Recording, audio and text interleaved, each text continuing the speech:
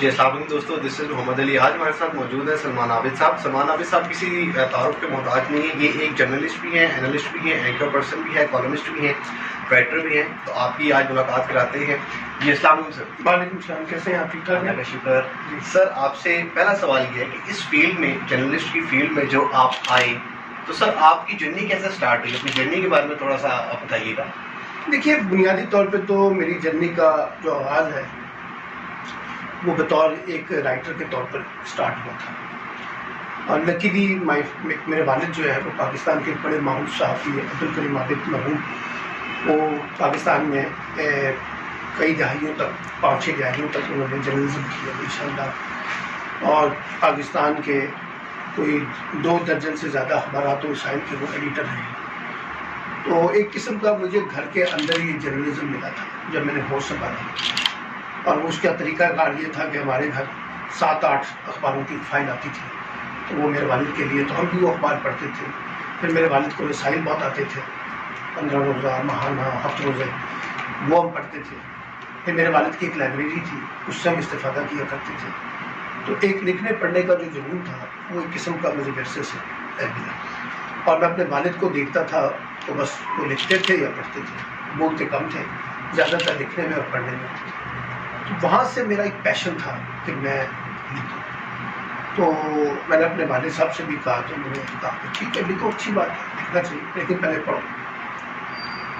پڑھنے کے ساتھ ساتھ میں آپ کو بتاؤں، بعد جب میں نوجوانوں کو بتاتا ہوں کہ میں نے لکھنے کا آغاز جو ہے وہ لیٹرز ٹو ایڈیٹر سے کیا تھا. تو نوائے وقت اخبار اس وقت ہوتا تھا، امروز ہوتا تھا، مشرق ہوتا تھا، اور ساتھ ساتھ جو ہے زندگی ہفت روزہ مجیب الرحمان شامی صاحب کا، اور تکبیر ہوتا تھا کراچی میں صلاح الدین صاحب مرحوم کا. تو اس میں میرے مراسلے چھپتے تھے. وہ میں کافی لمبا لکھتا تھا، لیکن بہت مختصر سا میرا مراسلہ چھپتا تھا. تو میں اپنے والد کو بتاتا تھا کہ یہ تو بہت مختصر سا لگا ہے. وہ کہتے تھے بیٹا جو نہیں لکھ سکتا لگا نا، اس کا مطلب وہ غیر ضروری تھا، تو اس کو دیکھنا ہوتا ہے. تو اس طرح سے میرے لکھنے کا آغاز ہوا بنیادی طور پر. اور بس یہ چلتے چلتے سفر جو ہے نا وہ یہاں تک پہنچا کہ اب میں 2022 میں جو ہے وہ ایک بڑے قومی اخبار میں ہفتے میں 3 کالم لکھتا ہوں. پھر بیچ میں پھر میں ہندوستان کے اخبارات میں بھی لکھتا ہوں. پھر میں سندھ کے اخبارات میں بھی لکھتا ہوں جو سندھی زبان میں ٹرانسلیٹ ہوتا ہوں. پھر افغانستان میں کے اخبارات میں دری زبان میں میرا کالم چھپتا تھا.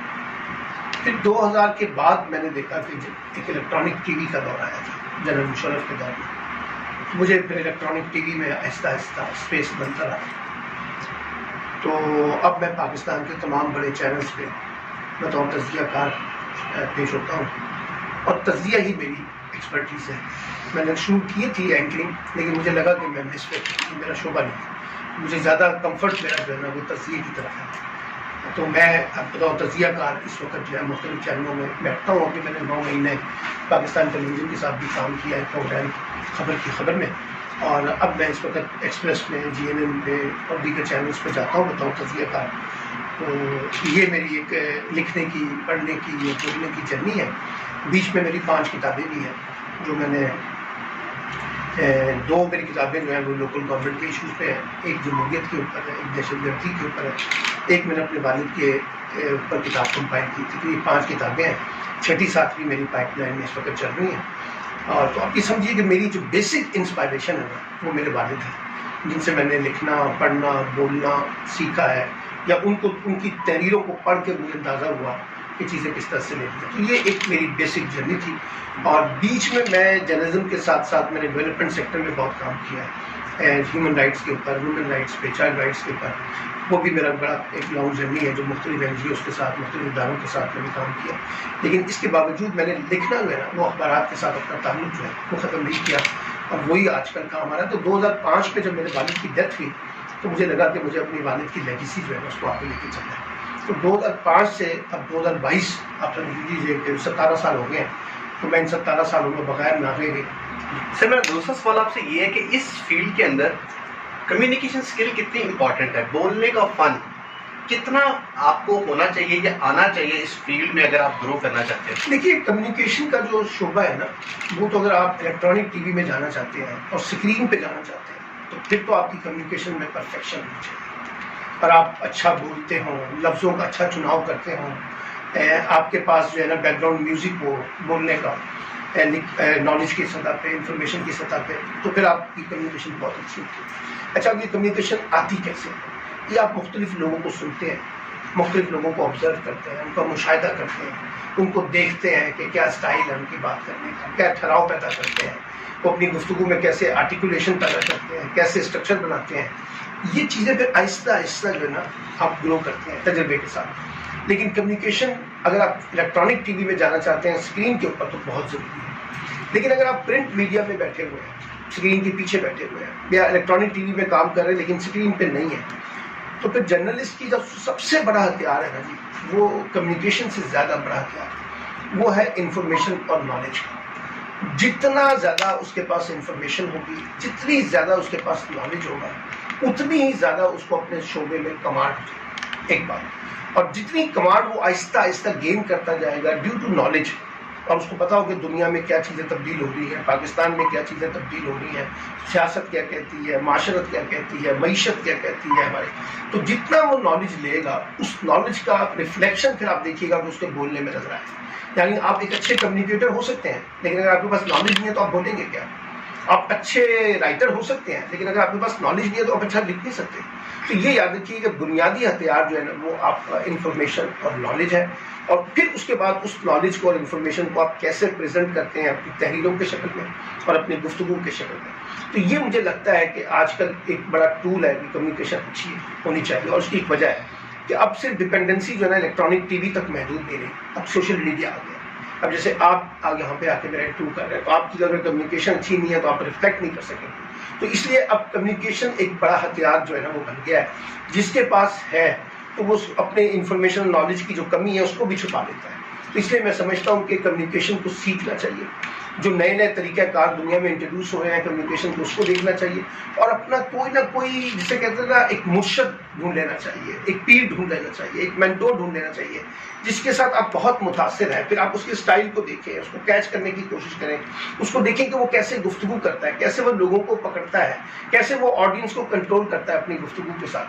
تو پھر مجھے لگے گا کہ آپ آہستہ آہستہ ان چیزوں کو سیکھنے کے پروسیس میں شامل ہو جاتے ہیں، لیکن یہ فوری طور پہ نہیں آتا، یہ خاص تجربے کے بعد آپ کا جو ایکسپیرینس ہے، آپ کی جو کانفیڈنس ہے، وہ ریفلیکٹ ہوتا ہے آگے جا کر جب آپ ان چیزوں کو آگے لے کے چلتے ہیں۔ ٹھیک ہے سر، اگلا سوال میرا یہ کہ نالج کا سب سے اچھا سورس آپ کی نظر میں کہاں کیا چیز ہے، کس طرح ہم اچھا نالج جو ہے وہ گین کر سکتے ہیں؟ دیکھیے بنیادی تو نالج آپ کو ملتا ہے کتابوں سے، اور کتابیں جو ہیں وہ سب سے بڑا ایک سورس آف انفارمیشن یا سورس آف نالج ہے۔ اب پرابلم یہ ہے کہ ہمارے پاس لوگ پڑھنے والے کم رہ گئے ہیں، لوگ بڑی بڑی کتابیں پڑھنے کی بجائے شارٹ طریقے سے چیزوں کو نکالتے ہیں۔ تو اس کا مطلب یہ ہوا کہ آپ کے پاس اخبارات ایک بہت بڑا ذریعہ، خاص طور پہ انگریزی اخبارات جن کا ذرا نالج جو ہے تھوڑا سا بہتر ہے ہمارے اردو اخبارات کے مقابلے، جو سنڈے کے اخبارات ہیں، ڈان کا، نیوز کا، ایکسپریس ٹریبیون کا، نیشن کا، اس میں آپ کو ذرا اچھا مٹیریل مل جاتا ہے۔ تو ایک سورس تو آپ کے پاس کتاب ہے، دوسرا سورس جو ہے نا وہ آپ کے پاس جو ہے نا اخبارات ہیں، تیسرا بڑا سورس ہے اب بہت سی رپورٹس آ رہی ہیں، ڈیولپمنٹ رپورٹس آتی ہیں، پولیٹیکل رپورٹس آتی ہیں کتابی شکل میں، ریسرچ پیپر کی شکل میں۔ آپ سوشل میڈیا پہ جائیں، اس کو گوگل کریں تو آپ کے سامنے تمام ٹاپکس آتے ہیں، تو سرچ کرنا انفارمیشن کو وہ ایک سورس ہے۔ لیکن یہ کہ وہ چیز جس کو لے رہے ہیں وہاں سے پھر آپ اس کا ایویڈنس ہونا چاہیے، یعنی سورس لازمی پتہ ہونا چاہیے۔ یہ اگر میں دعویٰ کر رہا ہوں یہ بات تو یہ کس نے کہی ہے، وہ سورس آپ کو ضرور چاہیے ہوتا ہے۔ تو یہ تیسرا طریقہ ہے۔ چوتھا پھر ہمارے پاس سورس ہوتا ہے کہ ہم پڑھے لکھے لوگوں کے ساتھ بیٹھیں، ان کے ساتھ کمیونیکیٹ کریں، ان کی باتوں کو سنیں، اس سے نالج 1 to 1 ہم گین کرتے ہیں، یہ طریقہ ہے۔ پھر ہم یہ ہے کہ مختلف فورمز پہ جاتے ہیں، سیمینارز وغیرہ میں، ڈائلاگ میں، ڈسکشن میں، وہاں چیزوں کو دیکھنے کی کوشش کرتے ہیں، تو اس سے کچھ چیزوں کو گین کرتے ہیں۔ اگر ہم اسٹوڈنٹ ہیں تو ہمارے ٹیچرز ہمارے لیے ایک سورس آف انفارمیشن بن جاتے ہیں، نالج ہے۔ ہمارے پیرنٹس ہمارے لیے سورس آف انفارمیشن بن سکتے ہیں، ہمارے سینئر اپنے لیے سورس آف انفارمیشن بن سکتے ہیں۔ لیکن ان تمام باتوں کے اندر جو سب سے امپورٹنٹ بات ہے وہ یہ ہے کہ اگر آپ پڑھیں گے نہیں اور ایسی چیز نہیں پڑھیں گے جو کریڈیبل ہے، جس کی لیجیٹیمیسی ہے، جس کی کریڈیبلٹی ہے ہاں جو بڑے نام کے لوگ ہیں اگر آپ ان کو نہیں صحیح طریقے سے پڑھیں گے تو آپ اپنا نالج جو ہے نا اس کو انہانس نہیں کر سکتے. دیکھیے اب علم جو ہے نا وہ بہت تیزی سے آتا ہے. آج آپ نے جو چیز پڑھی ہے نا 4 دن کے بعد وہ پٹ جائے گی. تو اتنی تیزی سے چیزیں آ رہی ہیں تو آپ کو اپنے آپ کو اسٹیبلش کرنا ہے کہ آپ نے اس نالج کے ساتھ اپنے آپ کو ریلیٹ کرنا ہے. آپ کی نظر اور جو نالج آ رہی ہے نا جہاں سے میں اس کے اوپر مجھے دیکھوں کہ وہاں چیزیں آ رہی ہیں, ٹھیک ہے, میں ریگولر بیسس پہ اس کو ریویو کروں, اس کو جا کے چیک کروں. اچھا آپ دیکھیے اب اتنی شاندار طریقہ کار آ گئے ہیں.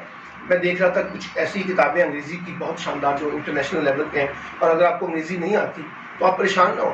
اب ایسی سائٹس آ گئی ہیں جو آپ کو اس پوری کتاب کی آدھے گھنٹے کی سمری جو ہے نا وہ اردو میں آپ کو سنا دیتی ہے, اور آپ جا کے اس کو گوگل کریں, اس کو سرچ کریں, اس کے بعد کتاب کا نام لکھیں, وہ آپ کے پاس کتابوں کی لسٹ ہوگی. آپ اس کو کہیں گے کہ میں نے یہ اردو میں سنی, تو وہ 30 منٹ کی سمری جو ہے نا وہ آپ کو پورا سنا دے گی. تو اب آپ دیکھیے کتنا زیادہ سورس آف انفارمیشن ہے, نالج کتنا ہے. ایک زمانہ تھا جب ہم سورس آف انفارمیشن کو لینے کے لیے کتابیں چھانا کرتے, اب صرف گوگل میں سرچ کریں تو چیزیں آ جاتی ہیں, نیچے سورس آف انفارمیشن کا سورسز ہوگا, اس کو ورک آؤٹ کریں, اس کو ٹھیک رکھیں. یعنی ایک جرنلسٹ وداؤٹ سورس اس کی جو انفارمیشن ہے اگر وہ ڈسکریڈٹ ہو جائے, اس کا جو انالیسز ہے اس میں اگر اس کو لگے کہ یہ سارا فیک ہے تو پھر تو اس کی کریڈیبلٹی ڈیمیج ہوتی ہے. تو اس لیے میں یہ سمجھتا ہوں کہ جو سورس ہے وہ سب سے امپورٹنٹ ہے. نالج کو گین کرنا, اس کے جو طریقہ کار ہیں جو میں نے آپ کے سامنے بیان کیے ہیں, اگر آپ اس کو گین کریں تو آپ ایک بہتر طریقے سے اپنا مقدمہ جو ہے نا وہ پریزنٹ کر سکتے ہیں, یا بول سکتے ہیں, یا لکھ سکتے ہیں, جو بھی آپ کرنا چاہتے ہیں. سر آج کا جو نیو جنریشن ہے جو یونیورسٹیز میں ڈگریز حاصل کر رہی ہیں اور وہ اس فیلڈ میں آنا چاہتی ہیں, ان کو آپ کیا مشورہ دینا چاہیں گے کہ وہ کس طرح اس فیلڈ میں گرو کر سکتے ہیں, اور یہ فیلڈ ان کے لیے اس میں اسکوپ ہے بھی کہ نہیں؟ دیکھیے پہلی بات تو یہ کہ جو ہمارا خواب تھا نا کہ شاید ایک بہت بڑی میڈیا انڈسٹری بننے جا رہی ہے, وہ تو نہیں بن سکی ہے. یہ سیٹھوں کی انڈسٹری ہے, افراد کے اوپر کھڑی ہے, کوئی سیکیورٹی اس طرح کی ہے نہیں. چینل آج چل رہا ہے کل بند ہو جائے گا, آج جاب ہے کل جاب نہیں ہوگی. مالکان نے تو بہت پیسے کما لیے ہیں, لیکن جو ورکرز ہیں جو کام کرنے والے ہیں ان کو اس طرح کی چیزیں نہیں ملی ہیں. ایک پرابلم تو یہ ہے. دوسرا پرابلم یہ ہے کہ جو ڈگری ہے نا ہماری BS یا MS یا MPhil میس کمیونیکیشن کی, یہ ذریعہ نہیں ہے میڈیا میں انٹر ہونے کا. یہ میں آپ کو بتاؤں, آپ ڈگری لے لیں کوئی مسئلہ نہیں ہے, لیکن آپ کو اگر کوئی چینل آپ کو جاب دے گا نا, وہ اس کی بنیاد محض ڈگری نہیں ہے, اس کی بنیاد ہے آپ کی اسکلس. یعنی آپ انگریزی سے اردو میں ٹرانسلیٹ کر لیتے ہیں, اردو سے انگریزی میں ٹرانسلیٹ کر لیتے ہیں, آپ کمپیوٹر اچھا چلا لیتے ہیں, آپ اپنا کیا کہتے ہیں وہ جو ہم اس کی ایڈیٹنگ کرتے ہیں وہ کر لیتے ہیں, ہم لے آؤٹ ڈیزائننگ کر لیتے ہیں, ہم ٹائٹل ڈیزائننگ کر لیتے ہیں, ہاں ہم خبریں لکھنا آتی ہے, ہمیں نہیں آتی ہے, ہم جا کے نالج کو وہاں سے پکڑ کے لا سکتے ہیں کہ اس سے چیزیں. اچھا کیمرہ چلانا آتا ہے نہیں آتا آپ کو, ٹھیک ہے, آپ کو کیا کہتے ہیں اینیمیشنز وغیرہ آتی ہیں نہیں آتی ہیں, ٹھیک ہے. تو یہ اسکلز اگر آپ کے پاس آتی ہیں تو پھر آپ کے لیے میڈیا انڈسٹری میں انٹری آسان ہے. لیکن اگر آپ کہیں گے کہ محض ڈگری کی بنیاد کے اوپر مجھے جو ہے نا اس کے اندر انٹر کر دیا جائے تو اس کی گنجائش کم ہے. ایک بات تو یہ, تو میں نوجوانوں کو یہ کہتا ہوں کہ پہلے آپ یاد رکھیے جو 4 سال کا 5 سال کا BS پروگرام ہے, اس میں کم از کم آپ کو آدھا ٹائم جو ہے نا اپنی اسکلس کو ڈیولپ کرنے میں, سافٹ اسکلس کو ڈیولپ کرنے میں لگائیں. اپنا کانفیڈنس لیول, اپنی پرسنالٹی کو گرو کرو, اپنا کمیونیکیشن کا کانٹیکس درست کریں, اپنے نالج کو انہانس کریں, مختلف چینلز کے ساتھ آپ رابطوں میں آئیں, ان کے ساتھ نیٹ ورکنگ کریں, شام کو 2 گھنٹے کی جا کے انٹرنشپ کریں. جس طرح آپ ایک پریکٹیکل جرنلزم کی کانٹیکس میں جا کے چیزوں کو کنٹریبیوٹ کریں گے. اگر آپ لکھنا چاہتے ہیں تو آپ پہلے سے لکھنا شروع کر دیں, آپ اینکرنگ کرنا چاہتے ہیں تو سوشل میڈیا میں اینکرنگ کرنا شروع کر دیں. تو ایسے طریقے سے تاکہ آپ کی ایکسپرٹیز ہو, جب آپ جاب مارکیٹ میں ہیں تو آپ کو یہ نہ لگے, ہمیں لگے کہ ہمیں آپ کو زیرو سے سکھانا ہے. تو یہ یاد رکھیں ایک بات بھی. اور یہ میں جو ہماری یونیورسٹیز ہیں ان کو بھی ایک بات کہنا چاہتا ہوں آپ کے توسط سے, یہ جو BS کا پروگرام ہے نا 5 سال کا یا 4 سال کا, 8 سیمسٹر ہوتے ہیں, اس کے 4 سیمسٹر تو ہونے چاہیے یونیورسٹیز کے اندر. آپ بچوں کو پڑھائیں امتحانی کرتے 4 سیمسٹر جو ہیں براہ راست آپ کو میڈیا انڈسٹری کے ساتھ آپ لنک کریں, ان کے ساتھ MOU سائن کریں. بچہ پریکٹیکلی جا کے 4 سیمسٹر جو ہے وہ وہاں پڑھے گا, اور 8 سیمسٹر جب مکمل ہو جائیں تو وہ اس کے پاس تھیوری بھی ہے اور اس کے پاس پریکٹس بھی ہے. تو یہ میڈیا انسٹیٹیوشن جو اتنی فیسیں لیتے ہیں, ان کا کام ہے کہ یہ میڈیا چینلز کے ساتھ بیٹھ کے MOU سائن کریں اور ان سے کہیں جی بلک میں ہم بچے آپ کو دے رہے ہیں, آپ ان کو ٹرین کریں گے, ہم آپ کو اس کے اگینسٹ پیسے بھی دیں گے. یعنی جو اسکول ہے میڈیا کا یہ پیسے پے کرے گا میڈیا چینل کو, کیونکہ بچوں کو آپ ٹرین کروا رہے ہیں. ٹھیک ہے, ورنہ تو وہ مفت میں بچوں کو نہیں انٹر ہونے دیتے. تو یہ مجھے لگتا ہے کہ پورے BS پروگرام کو ریوزٹ کرنے کی ضرورت ہے, MS پروگرام کو ریوزٹ کرنے کی ضرورت ہے, پریکٹیکل جرنلزم کے ساتھ آئیں. اگر آپ اب دیکھیے بے شمار لوگ آپ کو ملیں گے جرنلزم کے اندر جنہوں نے ماسٹرز نہیں کیا ہوا, جنہوں نے BS نہیں کیا ہوا میڈیا میں, وہ انٹر کر کے بیٹھ کے وہ سوشل میڈیا کے ذریعے بڑے شاندار ایکسپرٹس بنے گے. تو اس لیے یہ کوئی ڈگری کو اتنی ریلیونٹ نہیں ہے جتنی کہ آپ کی ایکسپرٹیز جو ہے نا وہ ریلیونٹ ہے. اور ہمارے یہ جو جتنے بھی میڈیا انسٹیٹیوشن ہیں ان کو بھی اپنے آپ کو ریوزٹ کرنا پڑے گا, پرانے خیالات کے ساتھ, پرانے طور طریقوں کے ساتھ, فرسودہ خیالات کے ساتھ یہ کام چلنے والا ہے. بالکل ٹھیک. سر اس کے ساتھ بتائیے گا کہ آپ کا کوئی یوٹیوب چینل بھی ہے, کیونکہ اکثر دیکھا جاتا ہے جو اینکر پرسن ہوتے ہیں انہوں نے اپنا ایک یوٹیوب چینل بھی بنایا ہوتا ہے, اور اس کے اوپر جو ان کا موقف ہوتا ہے وہ کچھ اور ہوتا ہے, اور جو ٹی وی پہ ان کا جو موقف ہوتا ہے وہ اور ہوتا ہے. تو آپ کیا سمجھتے ہیں کہ ٹی وی پہ جب وہ موقف اپنا دیتے ہیں تو کیا وہ کسی پریشر میں ہوتے ہیں یا ریسٹرکشنز ہوتی ہیں, لیکن اپنے یوٹیوب چینل کے اندر جب وہ اپنا دیتے ہیں موقف تو وہ آزادانہ طور پہ دیتے ہیں اور وہاں سے وہ لاکھوں روپیہ بھی کماتے ہیں. تو آپ اس کے بارے میں کیا رائے دیں؟ دیکھیے پہلی بات تو یہ ہے کہ جب میں کسی ادارے کے ساتھ منسلک ہوتا ہوں, اس ادارے کا اپنا ایک ایجنڈا ہے سیٹ کا, میں اس کے ایجنڈے سے انحراف کروں گا تو وہ مجھے باہر نکالتے ہیں. اس کے مفادات ہیں, مالی مفادات ہیں, ریاستی اداروں کے ساتھ ہیں, حکومتوں کے ساتھ ہیں, کاروباری لین دین ہے, کہ بڑے بڑے انڈسٹریلسٹ ہیں ساتھ کے ساتھ. وہاں بیٹھ کے ہمارے پاس بھی لمیٹیشن ہوتی ہے کہ ہم ایک حد سے زیادہ آگے بات نہیں کر سکتے. مثلا میں نے 9 مہینے پاکستان ٹیلی ویژن کو ریسرچ کیا ہے, ایک پروگرام کے تحت صبح ارلی ہم پروگرام کرتے تھے, 4 جرنلسٹ تھے. آپ اندازہ لگائیں کہ وہاں ہم گورنمنٹ کو بہت زیادہ کرٹیسائز کرنے کی پوزیشن میں تھی. ہماری مجبوری ہے کیونکہ اسٹیٹ کیا ہے وہ ہمیں نکال دے گا. جب گورنمنٹ چینج ہوئی, رجیم چینج ہوا, تو ان کو نکال جب آپ شباشی کی تعریف کرنا شروع کرتے ہیں تو یہ ذرا مشکل لگتا ہے. اس لیے تمام جگہ پر جب آپ جگہ جائیں گے, جس چینل پہ بھی جائیں گے, اگر جیو نے ایک سٹانس لیا ہوا ہے کہ وہ اینٹی عمران خان ہے, تو وہاں لوگ بیٹھے ہیں, ان کو وہ بولنا ہی بولنا, زیادہ تر لوگ بیلنس کرتے ہیں, کچھ لوگوں کو رکھ لیتے ہیں پرو عمران, لیکن زیادہ تر آپ اس کا ریفلیکشن دیکھیں گے نا وہ ہو جائے. تو یہ تو ہے پرابلم. اسی وجہ سے لوگ جو ہے نا ایک تو بزنس کے کانٹیکس میں, کمرشل کانٹیکس میں, ایک یہ کہ ہم اپنی آزادانہ بات, بڑی بات وہ یوٹیوب پہ کر سکیں. اچھا پھر اب ٹرینڈ بھی بہت چل گیا, یعنی اب لوگ ٹی وی کم دیکھتے ہیں, اخبارات کم پڑھتے ہیں, وہ یوٹیوب پہ والے چینل جو ہے وہ بہت دیکھتے ہیں. تو اس لیے تمام رائٹر جو کالمسٹ ہیں اور جتنے زیادہ آپ کے جو ٹی وی اینکرز ہیں یا تجزیہ کار ہیں, انہوں نے اپنے یوٹیوب چینل بنا دیے بزنس پوائنٹ آف ویو کے تحت بھی اور اپنی آزادانہ بات کرنے کی. اور یہ باقی کانٹرڈکشن ہے کہ ہم صبح ٹی وی پہ بیٹھ کے کچھ کہتے ہیں, شام کو ہم یوٹیوب چینل پہ کچھ اور کہتے ہیں. جب ہم ان سے پوچھتے ہیں کہ سر آپ نے وہاں کیا تھا, انہوں نے تو وہ تو سیٹ کا ایجنڈا تھا. یہ میرا اپنا ایجنڈا ہے جس کو میں پسند کرتا ہوں, وہ چلاتے ہیں. لیکن پرابلم یہ ہے کہ جو یوٹیوب چینلز ہیں ان کا پرابلم آ گیا ہے, یہ سیریس کانٹینٹ کے ساتھ آپریٹ نہیں کر رہے. یہ ریٹنگ بیسڈ چینلز ہیں, یعنی جتنی زیادہ پروپیگنڈا کریں گے, جتنا زیادہ جھوٹی خبر چلائیں گے, جتنا فیک لے کے آئیں گے, جتنا ڈرامہ لگائیں گے, اس کی سرخی کے اندر جتنی سنسنی خیزی پیدا کریں گے, اندر جا کے کچھ بھی نہیں ہوتا متن کے اندر, وہ چیزیں پھر گرو کرتی ہیں. تو بڑے لوگوں نے بڑے نام بنا لیے ہیں اس کے ساتھ.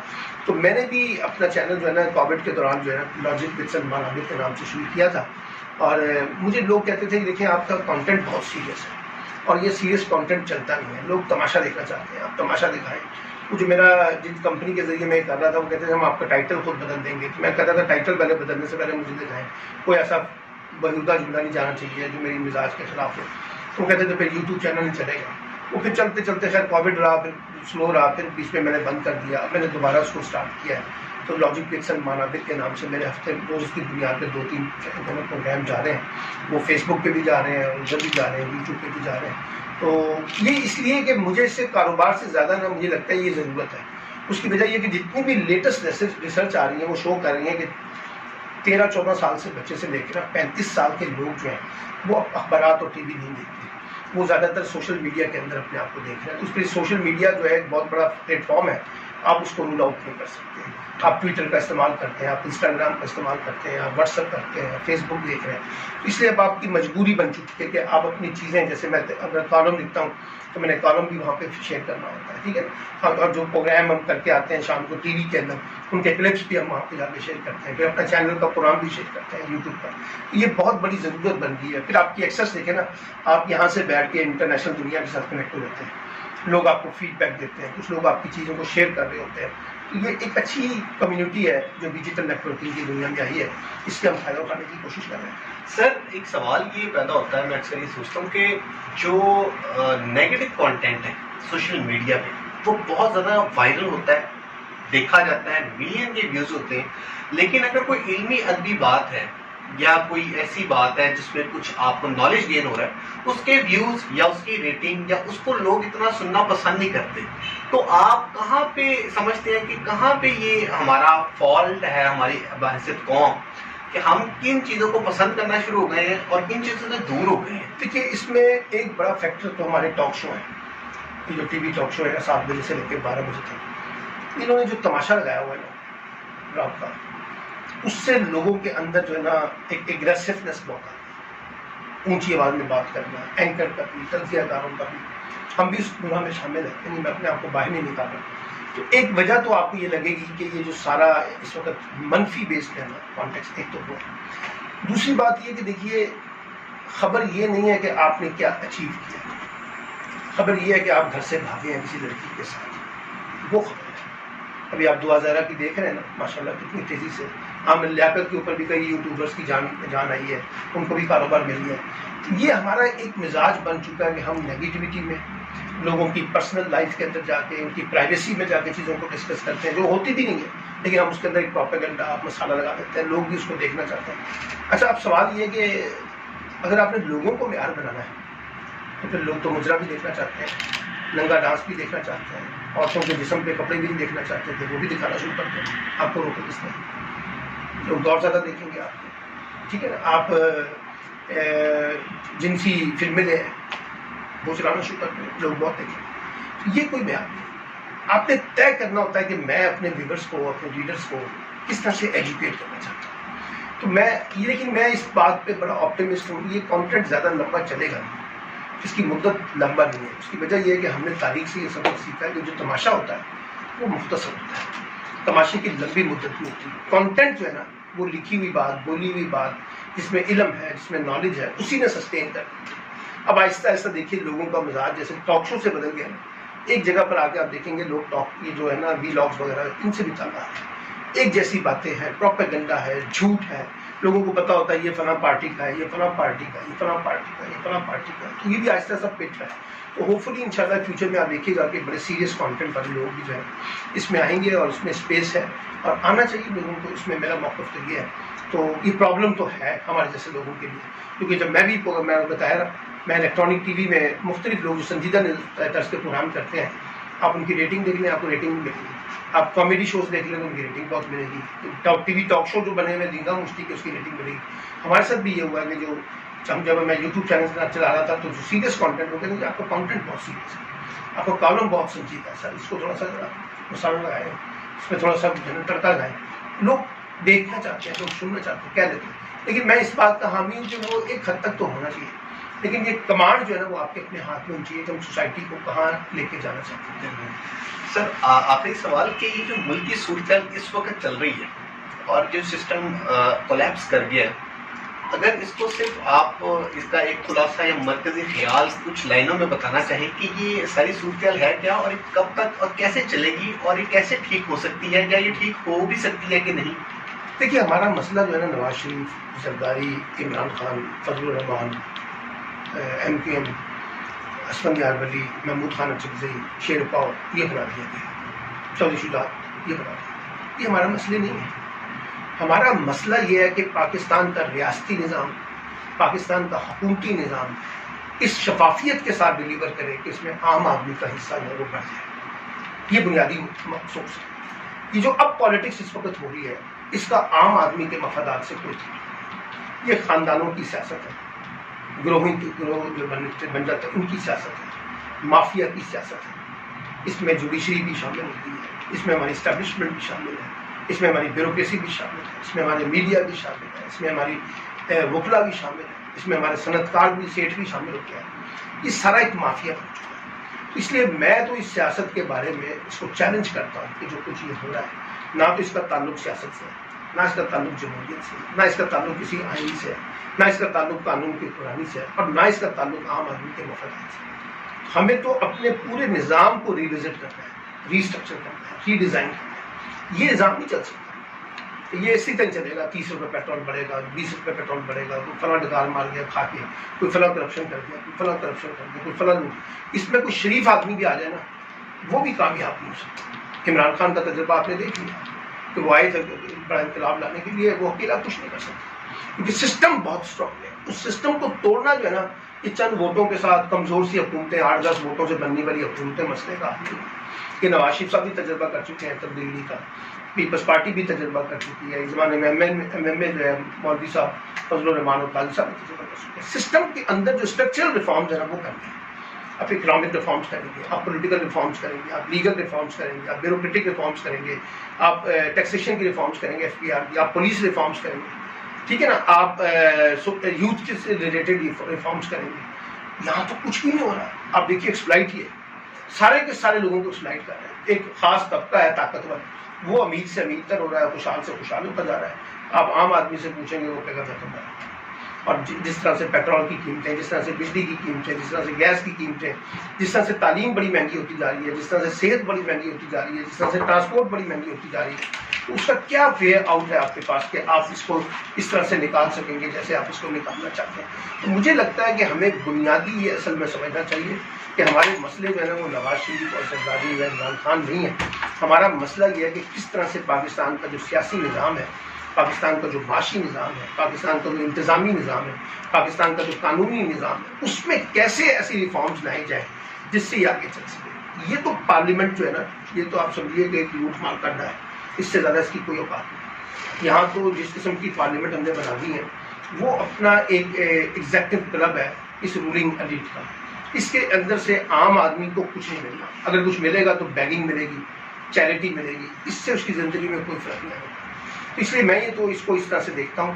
اس لیے مجھے کوئی الیکشن ہو جائیں نہ ہو, کوئی کون آتا ہے, عمران خان آ جائے دوبارہ, نہ آئے کوئی اور آ جائے, اس سے پاکستان کی تقدیر نہیں تبدیل ہونے والی. پاکستان کی تقدیر اگر تبدیل ہوگی تو جو کینسر کا مرض ہے پاکستان کا, اس کا علاج ہم ڈسپلین کی گولی سے کرنے کی کوشش کر رہے ہیں. کیونکہ ڈسپلین کی گولی سے کینسر کا علاج ممکن نہیں ہے. ہمیں بہت زیادہ ریفارمس, ایگریسو ریفارمس چاہیے. کون کرے گا, بلی کے گلے میں گھنٹی کون باندھے گا, وہ ایک سوال ہے. نہ مجھے کوئی توقع زرداری صاحب سے ہے, نہ کوئی عمران خان صاحب سے ہے, اور نہ اب مجھے کوئی توقع جو ہے نا یہ نواز شریف صاحب سے نہیں ہے. تو مجھے لگتا ہے کہ یہ مسئلہ کسی سیاسی جماعت کا نہیں ہے, کہ پورے ریاستی انسٹیٹیوشن کے جو اسٹیک ہولڈر ہیں ان کو بیٹھنا پڑے گا اور ایک نیا رول ڈیفائن کرنا پڑے گا کہ پاکستان کا جو فیوچر ہے پالیٹکس کا, اکانومی کا, انسٹیٹیوشنس کا, وہ کیسے بلڈ کیا جائے. تو تب ہم جا کے کوئی اسٹیبل پاکستان کی جو خواب ہے وہ دیکھ سکتے ہیں. بہت بہت شکریہ سلمان عابد صاحب آپ کا وقت دینے کا. بہت بہت شکریہ ناظرین آپ کا. اسی کے ساتھ آپ مسکراتے رہیں اور آپ سے جلد ملاقات ہوگی انشاءاللہ. اپنا بہت خیال رکھیے گا. اللہ حافظ.